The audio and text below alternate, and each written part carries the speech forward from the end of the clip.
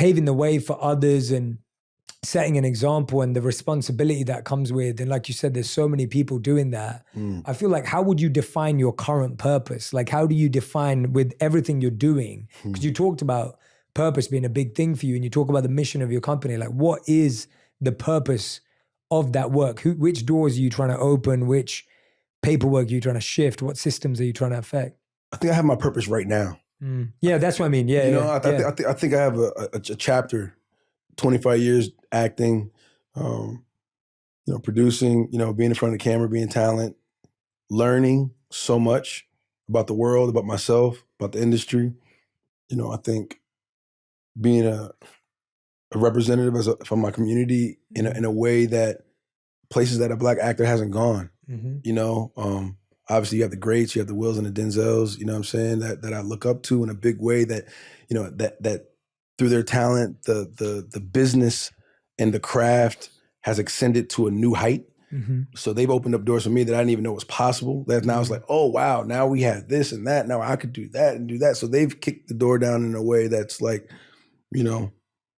internally grateful. So like leading by example is a big purpose, for people to be able to see it. Because it was big for me to see it and think that I can do it too. So there's that part of it. Yeah. There's the business side of things that I've got an opportunity to learn from investing your money. What do you do with the savings and the things that you do have? I'm a big sports guy. I've always wanted to, own a team. I'm competitive. I wanted to be involved in that environment, that energy, of sports, and found a football team, in Bournemouth. And a great soccer, as in football in my world. Yeah, football in your world. Football in my world. But soccer. I've literally had to bite my. I cannot say soccer anymore. No, say football. I gotta say football. Yeah. And great partner, and Bill Foley, and he owns the Las Vegas Golden Knights, and really trying to turn that program around and just amplify it in a big way. But learning, how to invest in those things. There's going to be a new stadium. Oh, there's opportunity to invest in real estate. Oh, wow. Now you're investing in real estate and something that's going to be around for, however many year lease and this and that. Okay, cool. I could take that. And oh, wow. Investing in, started a JV for, underneath an umbrella company to have your own product. And then from there, you can create another JV. Oh, you can invest capital. Oh, you can have a venture fund. Oh, snap. Okay, wow. This is a whole other game. This is a whole other nuance of acquisitions and investment and capital that I never even knew exist. I'm used to, W-9 forms and taxes, what I'm saying? On that, on the talent side, there's a whole other game to be played.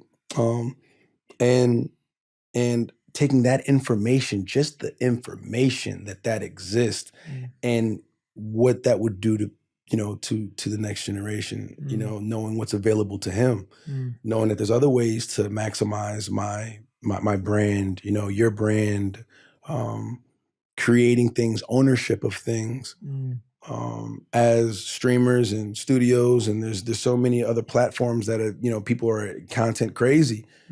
Podcasts, it's become a business as well. A new venture that people will be able to monetize their own following, their own likeness in a real way. Retirement, what does that look like, really? Really a will.